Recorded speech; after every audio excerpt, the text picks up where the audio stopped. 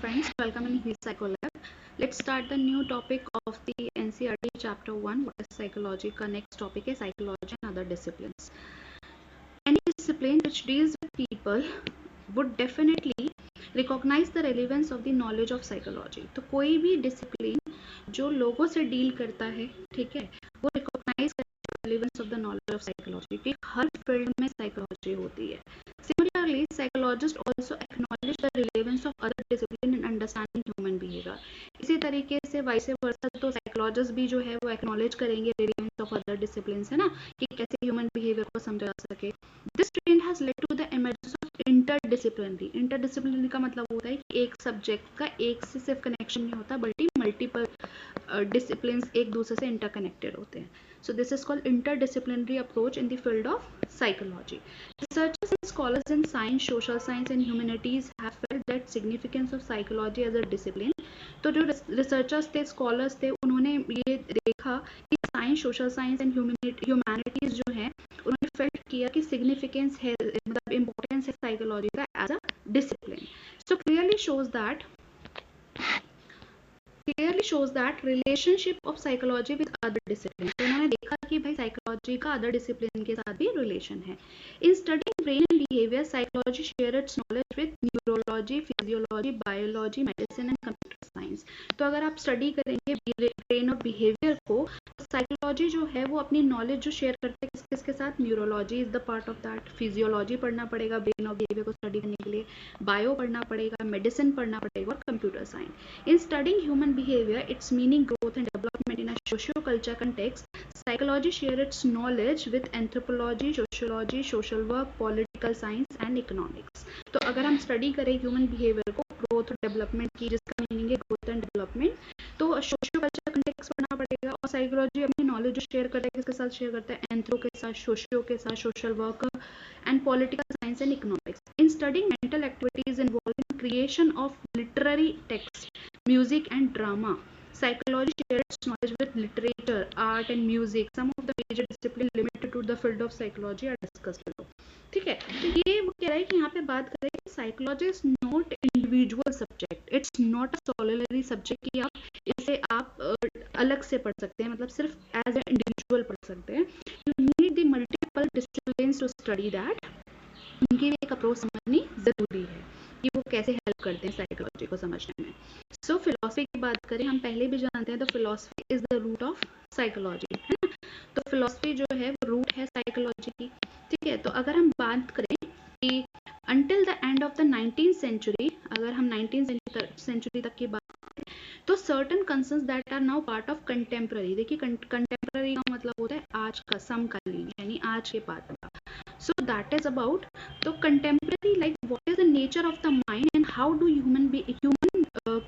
humans comes to know their motivation and emotions were the concern of philosophers. शुरू से concerns रहे थे. अगर हम बात करें, फिर से एक बार समझते हैं, until the end of 19th century certain concerns that are now part of contemporary psychology, 19th century के टाइम पे जो कुछ कंसर्न्स थे वो अब साइकोलॉजी के पार्ट हैं. तो ये था कि what is the nature of mind, क्या माइंड का नेचर है, how do humans comes to know their motivation and emotions. ठीक है, were the concerns of philosopher. तो कैसे ह्यूमन जो है उनको पता होता है कि अपने मोटिवेशन और इमोशंस के बारे में, ये उनके कंसर्न्स थे, मतलब ये उनके क्वेश्चंस थे जो क्रिएट हुए थे, जिसकी वजह से psychology as a new discipline emerge हुआ. तो in the late part of the 19th century, Wunde and psychologists adopted an experimental approach to these questions and contemporary psychology emerged. और ये जो वुंडे थे, जिन्होंने 1879 में लेबोरेटरी बनाई थी जर्मनी में, जिन्होंने स्ट्रक्चरलिज्म और स्कूल दिया था, तो इन्होंने पहली बार इस साइकोलॉजिस्ट जो ये फिनोमिना थे, इनको एक्सपेरिमेंटल अप्रोच इन्होंने अपनाई, और जिसकी वजह से आज की जो साइकोलॉजी है, आज जो ये फील्ड है, ये इमर्ज होकर सामने आई. Despite the emergence of psychology as a science, it greatly draws from philosophy. हालांकि जो साइकोलॉजी है, this is a kind of emergence of science, but ये कहाँ से आई है, ड्रॉ कहाँ से हुई है, फिलोसफी से, particularly with respect to the methods of knowing various domains of human nature, ताकि हम जो है वेरियस डोमेन्स ऑफ नेचर्स को जान सकें. Now talk about the medicine. Doctor have realised that maxim healthy body requires a healthy mind. ये हमें पता है कहीं ना कहीं, और मैं आपको पहले बता चुकी हूँ कि more than 70% the causes of the disease is stress. ये एविडेंस है, फाइंड आउट रिसर्च है. तो doctors have realized that the maxim यानी healthy body requires a healthy mind is actually true. अगर आज आप हेल्थ की भी डेफिनेशन देखेंगे ना WHO के हिसाब से या कहीं पे, तो उन्होंने यही लिखा होगा कि हेल्थ मतलब क्या होता है, फिजिकली फिट और मेंटल फिट, आप दोनों तरीके से फिट हो, वेलबींग हो दोनों की.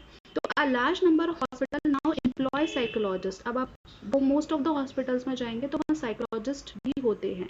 तो का preventing people from engaging in health hazardous behavior and adhering to the prescribed doctor regimen are some of the important areas where the two disciplines have come together. Now understood what I mean to say here. यहाँ पे क्या मतलब है, psychologist क्यों होते हैं कि जब भी कोई डिसीज की बात होती है ना तो दो तीन चीजों की बात होती है. अगर हम पहली चीज की बात करें तो देयर इज अ लाइक सबसे पहले होता है प्रिवेंशन ऑफ डिसीज. क्या बोलते हैं, प्रिवेंशन, ये सबसे इंपॉर्टेंट होता है प्रिवेंशन. फिर होता है क्योर ऑफ द डिसीज और लास्ट में होता है रिहैबिलिटेशन. तो I don't have a space but you can write down. पहला होता है प्रिवेंशन, दूसरा होता है क्योर और तीसरा होता है रिहैबिलिटेशन. जैसे कहीं ना कहीं आप साइकोलॉजी में पढ़ेंगे भी ये तरीका होता है. तो सबसे पहले प्रिवेंशन की डॉक्टर की, अगर आप मेडिकल डॉक्टर्स की बात करें तो वो क्योर करते हैं. डिसीज हो गया उसके बाद आप उसे ठीक कर रहे हैं. लेकिन प्रिवेंशन क्या होता है कि हम क्यों ना ऐसा करें कि डिसीज हो ही ना. That is called prevention. Are you getting my point? This is called prevention. आपको समझ में आ गया. प्रिवेंशन का मतलब होता है कि जब आप किसी डिसीज को होने से रोकें. अच्छा, प्रिवेंशन भी 3 टाइप्स के होते हैं, तो बता देती हूँ. सबसे पहले होता है आपका primary prevention. That's called where to right, suppose that's called primary prevention. तो प्राइमरी प्रिवेंशन में होता है जब आप क्योर होने से बचाते हैं, मतलब वो एरियाज ढूंढते हैं, उन सब्जेक्ट्स को ढूंढते हैं जो बहुत प्रोन है डिसीजेस होने के. तो दैट्स कॉल्ड प्राइमरी प्रिवेंशन. ठीक है. फिर आता है सेकेंडरी प्रिवेंशन. यानी सेकेंडरी प्रिवेंशन में हो गया कि मान लीजिए वो डिसीज हो गया है, आप उस डिसीज को जल्दी से जल्दी डिटेक्ट करें और उसको डिटेक्ट करके क्योर करें. जैसे अगर कैंसर ही है तो वो अगर अर्ली स्टेजेस में मिल जाता है तो क्योर करना आसान होता है as going to the last stage. Yes. Now come to the tertiary prevention. Tertiary prevention is that जिसमें जो है क्योर हो गया डिसीज, नाउ अब इंसान को दोबारा से नॉर्मल लाइफ में लेके जाना. That is called rehabilitation. ठीक है. या आफ्टर केयर कह सकते हैं उसे. जैसे मान ले कोई डिसीज है, वो डिसीज से उभर के आपकी मेंटल कंडीशन डिफरेंट होती है और दोबारा से नॉर्मल आने में कई सारे टैबूज होते हैं और वो चीज़ें होती हैं जिसकी वजह से life can be stop mentally और something. So that's called tertiary prevention. ठीक है. तो इतना समझ में आ गया आपको, प्रिवेंशन की बात हो गई तो. ठीक है. तो यहाँ पे वो बोल रहे हैं कि रोल जो साइकोलॉजिस्ट का होता है कि यहाँ पे अब क्यों साइकोलॉजिस्ट लोग रखना चाहते हैं कि डिसीज की प्रिवेंशन हो जाए, मतलब डिसीज होने से ही बच जाए, क्योंकि मेंटल रोल बहुत होता है डिसीज का. ठीक है. तो if you talking about while training patients suffering from cancer, AIDS and the physically challenged or handling patient in the intensive care unit, जिसे हम ICU बोलते हैं नॉर्मल लैंग्वेज में, and patient during post operative care, doctor have also felt that the need for psychological counseling. Doctors को भी ये लगा, अगर आपको पता हो कीमोथेरेपी से वगैरह कहीं पर काउंसलिंग की जाती है, या कोई भी आजकल तो ये भी होने लगा है कि अगर कोई भी सर्जिकल प्रोसीजर होता है तो डॉक्टर पहले थोड़ा सा ब्रीफ करता है ताकि जो है थोड़ी सी काउंसलिंग हो जाए. तो इसलिए ये रखा गया है. इवन जो टर्मिनेटिंग डिजीजेस होते हैं ना, इनमें तो काउंसिल का रोज बहुत ही इंपॉर्टेंट होता है. जब ट्रेनिंग पेशेंट की बात करें ना, पेशेंट को ट्रेन करना या कोई बड़ी सर्जरी से पहले पेशेंट को थोड़ा मेंटली प्रिपेयर करना, तो इस तरीके की चीज़ों से तो उनको आईसीयू से पहले अगर इंटेंसिव क्यों मतलब उनको ईजी हो जाता है डॉक्टर्स को भी. क्योंकि मान लीजिए कि आपकी बॉडी में अगर किसी की सर्जिकल हो गई और उसका बीपी बहुत हाई रहता है और वो ऑलरेडी टेंस है, तो काफ़ी उसका बीपी और हाई हो जाएगा. तो that can be prevented. Like problem हो सकती है ना उसकी वाइल डूइंग अ सर्जरी. लेकिन अगर उसको पहले से मेंटली प्रिपेयर कर दिया जाए तो there is a high chances कि उसका जो बीपी है दैट कैन बी, क्योंकि वो स्ट्रेस से ही हो रहा है. तो that is the thing. That's why the doctors also feel it. Even the cardiologist and the so many doctors have felt out कि psychological counselling is important before giving these treatment. So a successful doctor looks at the psychological as well as the physical well-being of the patients. तो एक successful या जो अच्छा doctor होगा वो हमेशा देखेगा कि पेशेंट केवल क्या कहते हैं फिजिकल बल्कि साइकोलॉजिकल भी उसका वो ठीक हो. ठीक है. Now talk about the economical, political science and sociology. So as a sister social science discipline, अब आपको पता ही है कि भाई psychology is a social science discipline, तो भाई ये तो इसका sister है. So these three have drawn considerably from psychology and have enriched it as well. तो अगर आप अभी हम बात करेंगे कि कैसे ये psychology से related है, तो psychology has contributed a great deal to the study of micro level economic behavior. देखिए माइक्रो मतलब होता है, माइक्रो में हम पढ़ते हैं स्मॉल ग्रुप। अगर आपने इकोनॉमिक्स पढ़ी हो तो there is two type of economics, micro और मैक्रो। माइक्रो होता है स्मॉल ग्रुप्स को रीड करने के लिए, जैसे हाउस हो गए, ठीक है, और मैक्रो होता है बिग लेवल पे बड़े ग्रुप्स को स्टडी करने के लिए। इतना समझ में आया? तो अब यहाँ बात थी, मान लीजिए कोई एक इंसान, जैसे कि आप मार्केट में बहुत देखते हैं, इवन आप साड़ी खरीदने जाएंगे या कोई भी शॉपिंग करने जाएंगे, आप खुद देखेंगे कि भाई ये मुझे क्यों इन्फ्लुएंस करना चाह रहा है, because he wanted that I should buy more. तो भाई ये तो आपको बिल्कुल क्लियर है कि साइकोलॉजी जो है वो इकोनॉमिक्स में बहुत ही बड़ा रोल निभाता है लोगों को, चाहे बाइंग कर रहे हो कुछ या बेच रहे हो। तो particularly understanding the consumer behaviour, समझ रहे हैं, कंज्यूमर बिहेवियर या सेविंग्स बिहेवियर और इन डिसीजन मेकिंग। जैसे इसमें आपने डिसीजन मेकिंग में एक टेक्निक सुनी होगी जो सोशल साइकोलॉजी में दिखती है, that is called like low ball technique हो गया, foot in the door technique हो गया, door in the face technique हो गया। तो दीज आर द टेक्निक्स। तो अमेरिकन इकोनॉमिक्स कहते हैं have used the data on consumer scientist to predict economic growth. और अमेरिकन इकोनॉमिक्स थे, उन्होंने कंज्यूमर सेंटिमेंट्स को यूज किया ताकि वो इकोनॉमिक ग्रोथ को बढ़ा सकें, क्योंकि उनके सेंटिमेंट्स, अगर कोई एडवर्टीजमेंट कह रहा है कि भाई अगर आप ये वाला सोप लेंगी तो ही आप एक अच्छी मदर हैं, because you are giving a baby a better soap to give bath. आप ये कि ये सोप से आप एक मदर का क्राइटेरिया डिसाइड कर रहे हो कि आप ये सोप यूज कर रहे हो तभी आप एक अच्छी मदर हो। तो कहीं ना कहीं आप एक मदर के सेंटीमेंट से खेल रहे हो, और वो क्या क्या चाहेगी, कोई भी मदर अपने बच्चों को एक अच्छी केयर देना चाहेगी। तो दिस इज अबाउट, तो this is called consumer sentiments to predict economic growth, and 3 scholars who have worked on such problems have received the Nobel Prize। ये देखिए, चीजें बेच बेच के नोबेल प्राइज ले हैं, ठीक है। तो देखिए थोड़ा सा आप लोग अवेयर होइए कि कैसे चीजें खरीदनी है, ठीक है।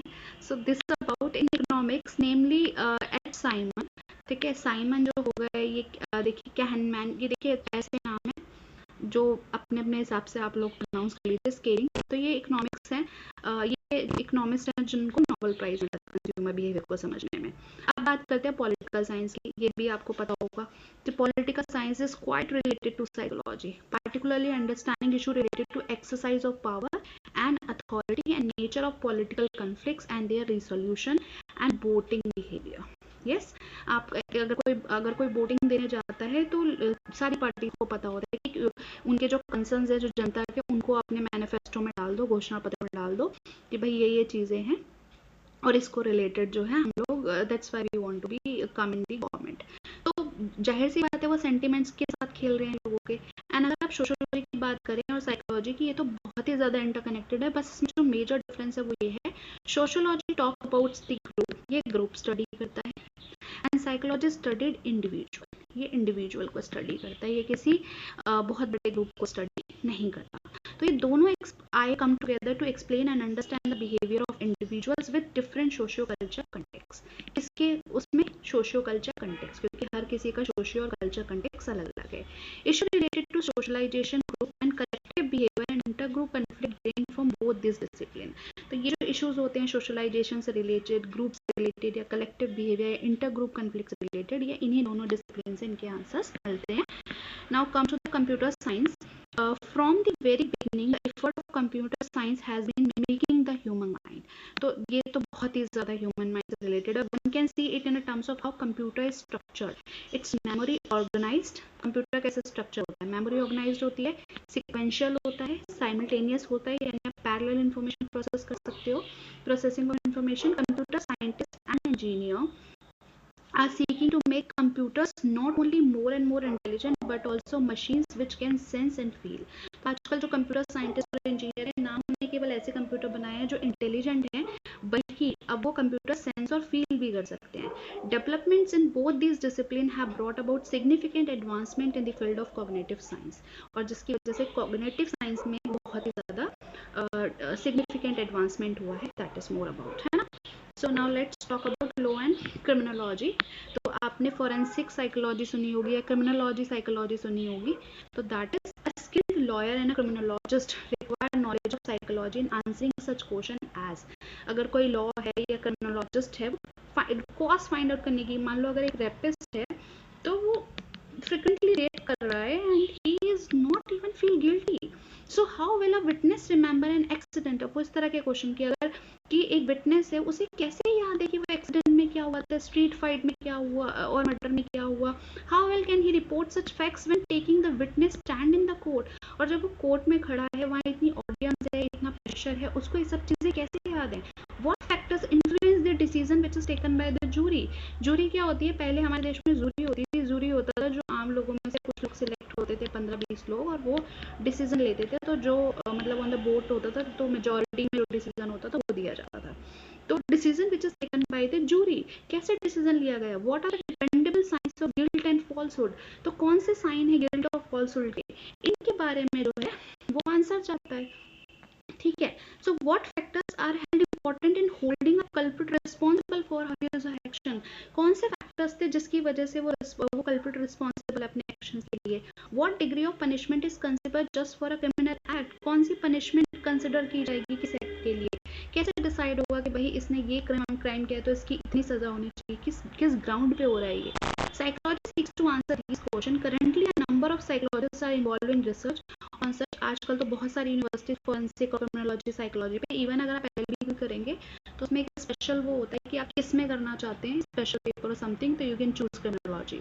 तो issues the answer to which would help the legal system of the country in the future, जो हमारे लीगल सिस्टम को हेल्प कर सके फ्यूचर में। And if you talk about mass communication, ठीक है, the print and the electronic media has centred in our lives in a very big way. आजकल तो हम घिरे पड़े हैं इससे। They have a major influence on our thinking, attitudes and our emotions. सब कुछ, हमारी थिंकिंग जो है, एटीट्यूड जो है, जिस तरीके से हम बिहेव करते हैं, हमारे इमोशंस जो है, सब इस इलेक्ट्रॉनिक मीडिया से घिरा पड़ा है। If they have brought us close together, they have also reduced culture diversities. Yes, आज देखो ना, दो बंदे सामने बैठ के भी फोन पे लगे पड़े हैं, they are talking to somewhere, the person is like out of the station, out of the even the continent, but they are not talking to each other. तो इससे क्या हुआ है? एक कलेक्टिविज्म कम हुआ है, कल्चर डाइवर्सिटी रिड्यूस हुई है। सो impact of media on the formation of attitudes of children and their behaviour is domain. आजकल मैं इतने सारे बच्चों को देखती हूँ, आज जो बच्चा है वो सोशल होना पसंद ही नहीं करता। वो अपने फ्रेंड से भी बात करना पसंद करेगा तो ड्यू टू दी फोन और something, he doesn't want to talk the person who is sitting in front of them. Why? Because now they got like individual culture आ रहा है, और ड्यू टू कोविड तो वो और ही ज्यादा होता जा रहा है। So where both these disciplines come together, psychology also help in developing strategies for better and effective communication, कि किस तरीके से बात करने से, जैसे मैंने एक चीज सीखी थी अपने कम्युनिकेशन से कि मतलब दिस इज माई इंसाइट और समथिंग इन अ साइकोलॉजी, ये मेरा खुद का एक्सपीरियंस था कि when you talk to the people and you represent your things, you represent your talk in a like quiet manner, in a pleasant manner, in a calm manner, they will try to listen you more and they will try to understand you more. But I used to be try to be dominating while talking to make people understanding the things what I want to say. तो वो चीज मैंने अपने अपने अंदर देखा और I try to regulate it, और मैंने उसको करने की कोशिश की। तो इफेक्टिव कम्युनिकेशन कैसे होता है? जर्नलिस्ट इन रिपोर्टिंग न्यूज, और आप तो रिपोर्टिंग में कितना देखते हैं आजकल, रिपोर्टिंग तो रह नहीं गई है। इसमें होता है ना, जर्नलिस्ट अपने एक्चुअली बायसेस रख रहे होते हैं कहीं ना कहीं न्यूज सुनाते हुए। तो must know the readers interest in the story.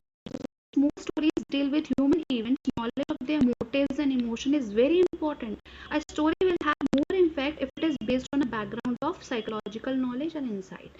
और अगर आपके उसके पीछे आपके पास कुछ साइकोलॉजिकल फ्रेम होगा तो आप ज़्यादा इफेक्टिव वे में अपनी बात रख पाएंगे। Now the next topic is music and fine arts. देखिए, आपने काफ़ी वर्ड आजकल सुना होगा, म्यूजिक थेरेपी, ये बहुत चर्चा में आजकल।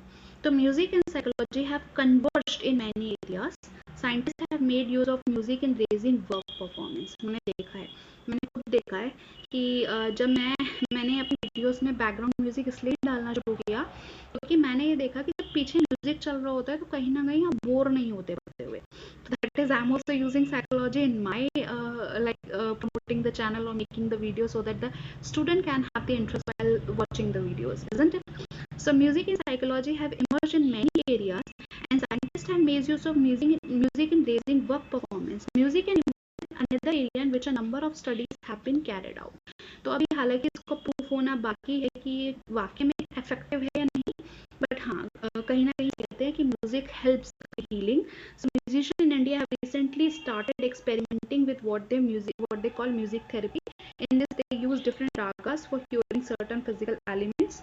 So the efficacy of music therapy still remains to be proven. तो इसके ऊपर अभी काम चल रहा है. Next, talk about architecture and engineering. At first glance, the relationship between psychology and architecture and engineering would appear improbable. ठीक है। तो फर्स्ट पहली नज़र में तो लगता है कि साइकोलॉजी का आर्किटेक्चर और इंजीनियरिंग से क्या लेना देना है, but such is actually not the case, ऐसा नहीं है। Ask any architect, he must और she must satisfy her or his clients by providing mental and physical space through her design and satisfy aesthetically। तो इसमें क्या कहना चाहता है कि अगर मान लो एक आर्किटेक्चर एक मैप बना के दे रहा है, तो वो कहीं ना कहीं मतलब उसको देखेगा कि व्हाट क्लाइंट वांट्स, उसके आर्किटेक्चर में वो इतने स्पेस में क्या क्या फैसिलिटीज चाह रहा है, कितना कितना कितना एरिया वो किस चीज़ के लिए चाह रहा है। तो अगर आप देखेंगे आर्किटेक्चर जो है वो लिमिटेड एरिया में बहुत अच्छे से घर को डिज़ाइन कर देते हैं और काफ़ी स्पेसियस बना देते हैं। और अगर हम इंजीनियर्स की बात करें तो must also take an account human habits and their plans for safety. तो इंजीनियर्स की मतलब वो ध्यान रखते हैं कि ह्यूमन की हैबिट्स क्या हैं, ताकि वो सेफ्टी को मेजर कर सके, सेफ्टी को मतलब कंसिडर कर सके। For example on street and highways psychological knowledge helps in a big way in designing of all mechanical devices and displays.